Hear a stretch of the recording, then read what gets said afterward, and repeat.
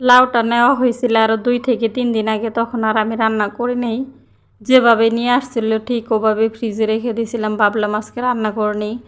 আপনাদের ভাইয়া আজকে বাসায় আছে। এই ভিডিওটা করা হয়েছে শনিবারে সরকারি বন্ধ ছিল। যাই হোক, এদিক দিয়ে আমি লাউটাকে সুন্দরভাবে কেটে নিচ্ছি। লাউয়ের খোসাগুলো আমি সুন্দর করে ভাজি করে নিব। লাউয়ের খোসা কখনোই আমি ফেলাই না, আমার কাছে ভালো লাগে। লাউয়ের খোসাটা অনেক ভালো লাগে আমার কাছে খেতেও। দেখা যায় উপরের দেখতে পারতেছেন, আপনারা খেয়াল করলে দেখতে পারবেন উপরের হালকা একটু কেটে তারপরে আমি ভাজি করে নিছি। অনেকের দেখি লাউটাকে সুন্দর করে ভাজি করে তারপরে খাই। ভাবলাম আজকে আমিও টেস্ট করে দেখি কেমন লাগে। ভাজিটা খারাপ লাগে না, আমার কাছে ভালোই লাগছে। তার চেয়েও লাউ ভাজির চেয়ে আমার কাছে লাউয়ের খোসাগুলো ভাজি ভালোই লাগে। আপনাদের ভাইয়া দুপুরে কখনো খেতে আসতে পারে না, দেখা যায় বাচ্চার জন্য, তারপরে অফিসিয়াল কাজের জন্য, কাজের প্রচুর চাপ। কি আর করবে, বাহিরেই খেয়ে নেই। এদিক দিয়ে বিকেলে বাচ্চাকে আমি বাহিরে বের করছি যে কিছুক্ষণের জন্য তুমি খেলো। আমি জানলার পাশে বসেছিলাম, তখন দেখি বাঙালির লোক আসছে। ভাবলাম 2 বস্তার মতো আমার বোতল করে জমা আছে আর কিছু কার্টন আছে ঘরে, সেগুলো বিক্রি করে দিয়ে আমার হাজব্যান্ড বলতেছে যে ঘরের অকেজো জিনিসগুলো তুমি বিক্রি করে দিও পারলে।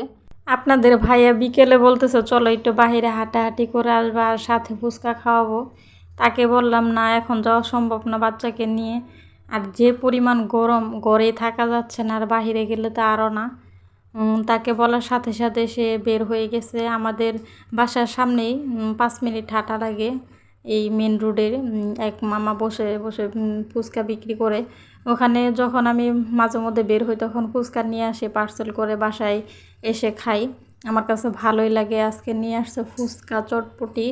চটপটি আমার হাজব্যান্ড খুবই পছন্দ করে, কিন্তু আজকে ফুচকার টকটায় এত পরিমাণ টক দিছে, তারপর আমি হালকা একটু চিনি মিশিয়ে খেয়ে নিছি। এদিক দিয়ে আমার ছেলেটা দেখেন 2 পিস আমি তাকে দিয়ে দিছি। সে খাবেই না, মুখে দিছি আবার ফেলাই দিচ্ছে। যাই হোক, তার আব্বুর সাথে সে মজা করে চটপটি খাইছে। আমি সবগুলো একাই ফুচকাগুলো খেয়ে নিছি। হালকা একটু চিনি দেওয়ার কারণে ফুচকাটা খেতে ভালোই লাগছে, খারাপ লাগে নাই। এদিক দিয়ে রাতে বের হয়েছি ছেলের জন্য টুকিটাকি জিনিস কেনার জন্য, কাপড় চোপড়, তারপরে টি শার্ট, তার জন্য জুতা, টুকিটাকি যাই হোক কেনার জন্য বের হয়েছি।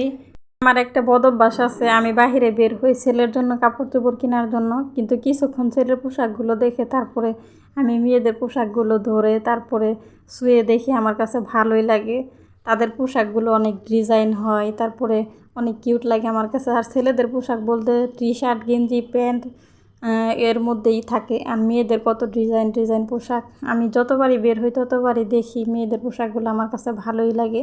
বাচ্চার বাবা এদিক দিয়ে বলতেছে যে তুমি বের হও ছেলের জন্য পোশাক দেখতে, আর মেয়েদের পোশাকগুলো তুমি শুধু শুধু ঘুরে ঘুরে দেখো, কী আর করার।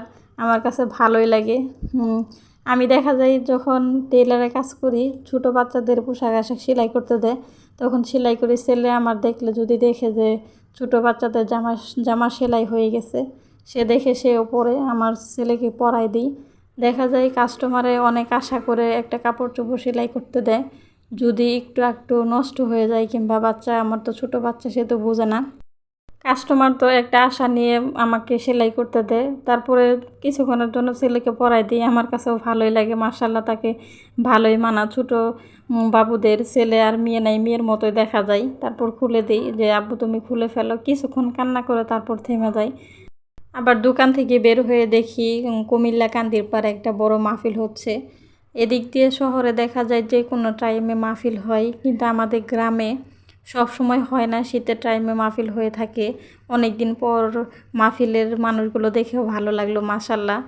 তাই একটু ভিডিও করে রাখলাম, দেখতেছি ভালোই লাগতেছে। তারপরে একটু কসমেটিকের দোকানে গিয়েছিলাম, টুকিটাকি আমার জন্য কিছু কেনাকাটা ছিল। সবাই ভালো থাকবেন, সুস্থ থাকবেন, আল্লাহ হাফেজ।